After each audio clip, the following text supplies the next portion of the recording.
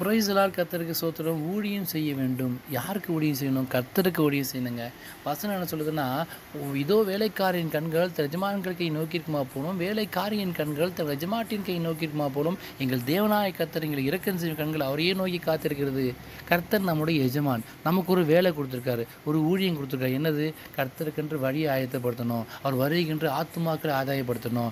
அழிந்து போகிற ஜனங்கள் அறிவில்லாமல் அழிந்து போகிறாங்கன்னு சொல்கிறாங்களே. அநேக மக்கள் அறிவில்லாமல் ஆண்டவராக இயேசு கிறிஸ்துவை பற்றி தெரிஞ்சு கொள்ள முடியாமல் பாவத்தில் விழுந்து மரணத்தின் மூலியமாக நரகத்துக்கு போயிட்டுருக்காங்க. அவர்களெல்லாம் சுவிசேஷம் அறிவிப்பது யார்? நீங்களும் நானும் தாங்க. அறுப்போ மிகுது வேலையாட்களோ கம்மின்னு சொல்லிட்டுருக்காரு இல்லையா? ரொம்ப வேலையாட்கள் ரொம்ப கம்மியாக இருக்குது. அநேக ஆத்துமாக்கள் ரசிக்கப்பட்டு இருக்காங்க. நம்ம தான் இறங்கி வேலை செய்யணும், ஆண்டவரை பற்றி சொல்லணும். ஊழியங்கிறது பெரிய பெரிய மேடை பேச்சோ பெரிய சர்ச்சை நடத்துறது மட்டும் இல்லை. கர்த்தருக்கு செய்கிற சின்ன சின்ன வேலைகளும் கர்த்தருக்கு நமக்கு என்ன அழைப்பு கொடுத்துருக்கா அந்த அழைப்பில் உறுதியாக இருக்கணும். இன்னொரு வசனம் சொல்லுதுன்னா, பரிசுத்தாவின் இடத்துல வரும்போது நீங்கள் பேரடைந்து எல்லா இடத்துலையும் போய் பூமி கடைசி இருந்த மாதிரி சாட்சியாக இருப்பீர்கள். சாட்சியாக இருக்கிறது ஒரு ஊழியம். இவங்க கிறிஸ்தவர்கள் இவங்க போய் பேச மாட்டாங்க, யாரும் ஏமாற்ற மாட்டாங்க, நியாயமாக அனுப்புப்பாங்க. ஏன்னா இவங்க கிறிஸ்தவர்கள் சொல்லி மற்றவங்க புறஜாதி பற்றி சொல்கிறாங்க இல்லையா, நம்மளுக்கு சாட்சி சொல்கிறாங்க இல்லையா, அது ஒரு ஊழியம். அந்த ஊழியத்தையும் கர்த்தர் ஆசீர்வதிப்பார். இதுவுமே இல்லையா, இப்போ இந்த வசனத்தை கேட்குறீங்க, இந்த வார்த்தை கேட்குறீங்க, கர்த்தருடைய வார்த்தையை அனைவரும் ஷேர் பண்ணுறோம் இல்லையா, அது ஒரு ஊழியம். எல்லாவற்றையும் பார்த்து பிதாவாகி கனப்படுத்துவாராம்.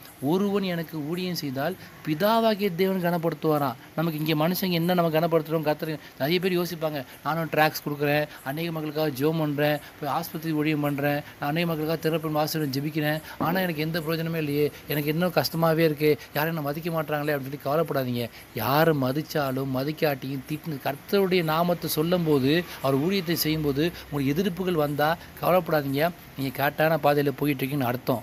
கர்த்தர் பார்த்துப்பார், அவர் கனப்படுத்துவார். நம்மளுக்கு அவர்கிட்ட வந்தால் போதும், எந்த மனுஷனும் கனப்படுத்தணும் அவசியமே இல்லை, அவர் கனப்படுத்துவார். இந்த வார்த்தையின் பிரகாரமாக கர்த்தருக்கென்று ஊழியம் செய்வோம், அவருடைய வருகைக்கு மக்களை ஆதாயப்படுத்துவோம். கர்த்தருடைய வருகை வரும்போது நம்ம போய் வெறுங்கியாக நின்னோம்னா ரொம்ப கஷ்டமாக இருக்கும் இல்லையா? இத்தனை ஆத்துமாக்கள் நான் கர்த்தருக்கென்று ஆதாயப்படுத்துறேன்னு சொல்லும்போது கர்த்தர் மகிமைப்படுத்துவார், கர்த்தர் நாமம் மகிமைப்படும், கர்த்தர் சந்தோஷப்படுவார். என் நாமத்தை பிரஸ்தாபப்படுத்தி எந்த ஸ்தானத்தில் நான் வந்து எந்த ஆசிரியர் சொல்லிட்டு இல்லையா, எல்லா இடத்துலையும் கர்த்தர் நாமத்தை பிரஸ்தாபப்படுத்தி சின்ன சின்ன ஊழியம், சர்ச்சில் போய் சில சின்ன சின்ன ஊழியங்கள், ஒரு ட்ராக்ஸ் கொடுக்குறது, ஒரு சேர் எடுத்து போடுறது, நமக்கு கர்த்தர் என்ன கொடுத்துக்காரோ அந்த ஊழியத்தில் வைராக்கியமாக கர்த்தர்கிட்ட சாட்சியாக நின்னோம்னா கர்த்தர் அந்த கணத்தை பார்த்து கர்த்தர் என்ன பண்ணுவாராம்? நம்முடைய ஆசீர்வதிப்பாராம். இன்றைக்கி இந்த வசனத்தின் பிரகாரமாக கர்த்தருக்கென்று ஊழியம் செய்வோம், சாட்சியுள்ள ஜீவியம், குடும்பத்தில், பிள்ளைகள் மத்தியில், வேலை செய்கிற இடத்துல, படிக்கிற இடத்துல, சர்ச்சில், எல்லா இடத்துலையும் கர்த்தருக்கென்று சாட்சியாக ஜீவிக்கிறதே ஒரு ஊழியம் தாங்க. இன்றைக்கி முடிவெடுப்போம். இன்றைக்கி கர்த்தர் யாருக்காவது ஒருத்தருக்காவது நான் ஆண்டவரை பற்றி சொல்லுவேன், இயேசு கிறிஸ்து பற்றி சொல்லுவேன், இயேசு உங்களை நேசிக்கிறார், அவர் ஏற்றுக்கொள்ளுங்க அப்படின்னு சொல்லுவேன் அப்படின்னு உறுதியாக இருங்க.